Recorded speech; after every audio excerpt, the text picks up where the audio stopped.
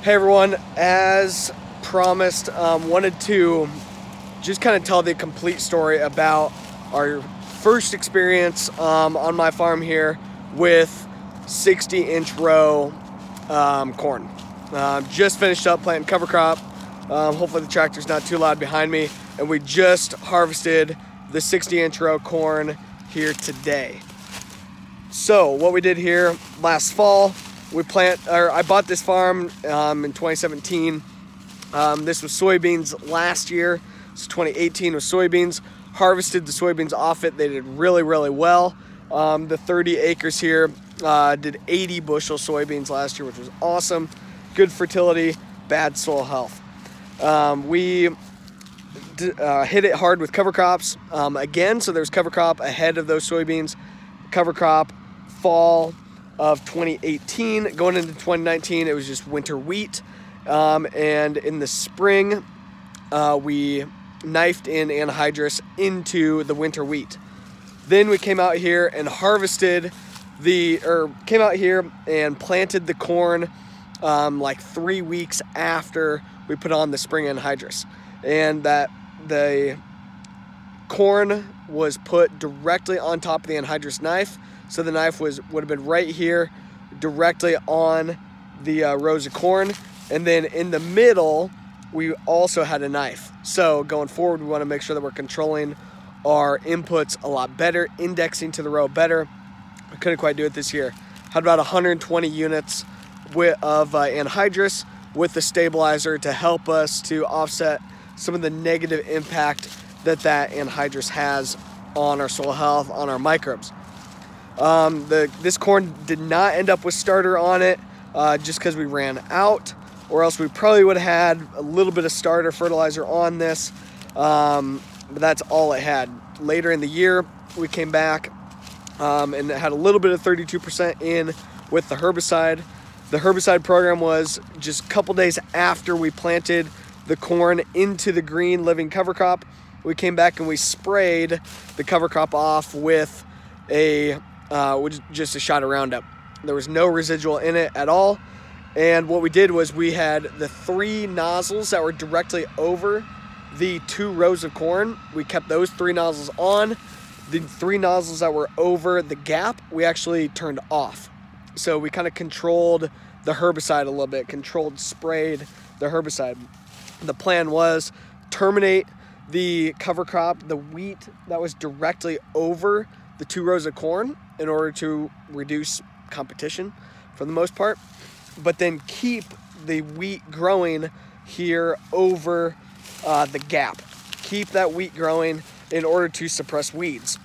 It worked okay, but we did have a little bit of herbicide drift over that 45-inch gap where I did not have great wheat coverage after we sprayed it off. That herbicide pretty well killed just about all the wheat. So because of that, I definitely had some weeds coming through. We've got some pretty good size water hemp coming through. It's pretty good size foxtail coming through. It's all part of the cover crop now, I suppose, but I don't want these big seed beds of all these weeds out here. That's one of the things with doing this trial in this particular area, is it's super, super weedy right here. So as you're trying this, pick an area that's clean and pick a good area of your field, or at least pretty good area of your field to try this on. The night before, we came in and interseeded this stuff, which was middle of June, something like June 17th. So the night of June 16th, came out here with a little hand sprayer and sprayed off the weeds that were emerged at that time, just with Roundup. No residuals on that at all. June 17th, came out here and interseeded this diverse mix of cover crops, 7 different things.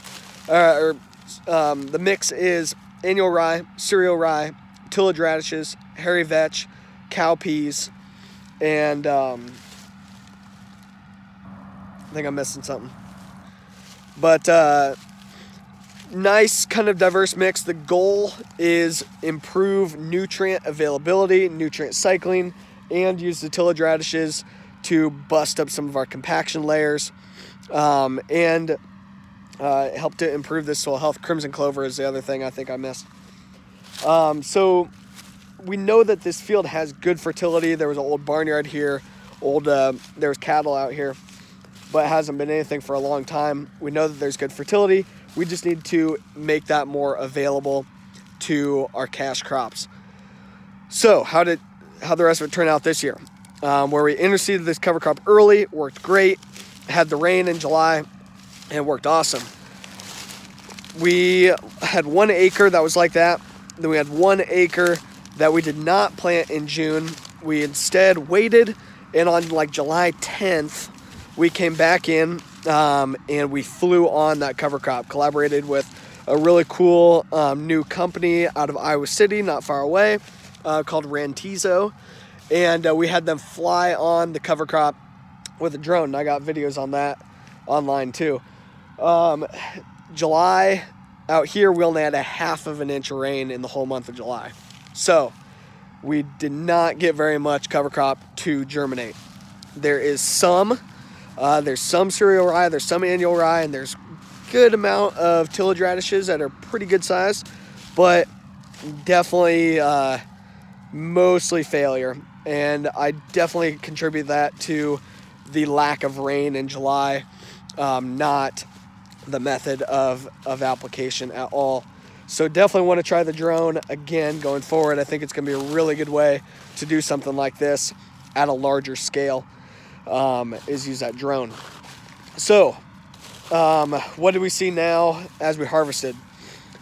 This entire area here, the 2 acres, both the early interseeded and the late interseeded, all according to the yield monitor preliminary results we just did today, I got to check, did 188 bushel corn, planting only 2/3 of the field essentially, and this only had on like 140 units nitrogen. The check strip right next to it, that was the most comparable spot on the field, also did about 188. So huge success, no yield difference. Definitely would have liked to see it getting 200 bushel. I know that we can. Some of the stuff in the back here, the yield monitor was consistently over 300. 285 to 320 is what it was running back there. Just nuts. So, takeaways. Definitely need to do this in a spot with a lower seed bank. I don't think we need to change the herbicide program that much. I think it was fine, but needed a lower seed bank to begin with. Hopefully with more cover crop out here, we'll really be able to do that and get that seed bank worked down. Definitely need to pick a better spot on the farm. This is one of the worst spots in our whole operation in terms of variability and drainage, and there's draw in here, and we just had holes, and that really hurt our yield. So we definitely want to try it on a little bit better area in the future, but already talking about doing some more of this as we go forward. My plan for next year on this spot, I did not plant any extra cover crop in here because I wanted to see what comes, how this turns out. I did end up planting over the July planted stuff, but I did not plant over the June planted because I want to see what's going to overwinter. Is there going to be anything out here that's going to be worth keeping? All of these species that I've got out here do have the potential to overwinter. I don't think the radishes will.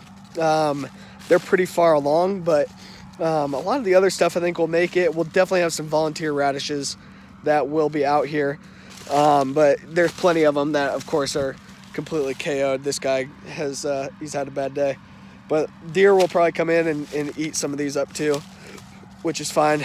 I've been chasing out a ton of pheasants out here too. I've probably seen 20 of them between last night and today, harvesting and planting cover crop. So next year, soybeans out here, maybe be able to relay some of this rye. That'd be my ideal situation. Ideally, I want to have where I've got 45-inch setup, essentially 45 inches of corn or soybeans and 45 inches of cover crop, soil building, and potential for relay crop. Where I had the late seeded stuff, I did up our population, our planting rate there, so can try some of the 45-inch setup on my soybeans next year, meaning drill 45 inches worth of soybeans, turn off the next 45 inches in my setup, and just use our drill. So 7.5-inch spacings, but just turn on or off half the units. We'll just block them off with duct tape or cardboard or something. But overall, definitely good. Encourage more people to try this stuff out. But there are a lot of considerations to take into account, and I'm happy to have those discussions with you, and we'll keep on learning. This was 2 acres, and it was definitely a success, so excited to keep on trying.